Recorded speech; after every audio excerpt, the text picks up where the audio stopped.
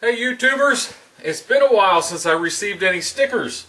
Homestead Handyman. Go check out his channel. He has animals and he works with those. He does a lot of little builds and cool stuff he makes.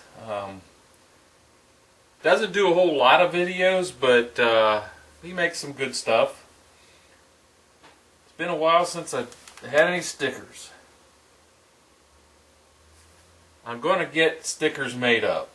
It's going to be for my Uncle Buck's Forge channel. I think I've come up with an idea for that. I still don't know what I would do for Buck Run 11. I guess it doesn't have to be anything elaborate, but I got so many cool stickers here, I want mine to be just as cool. So check out all the stickers. Go visit some of the people you may not be sub to.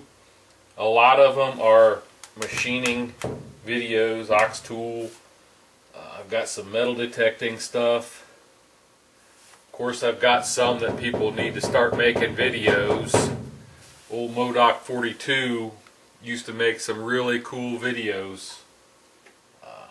And he probably doesn't realize how popular he was with the YouTube community.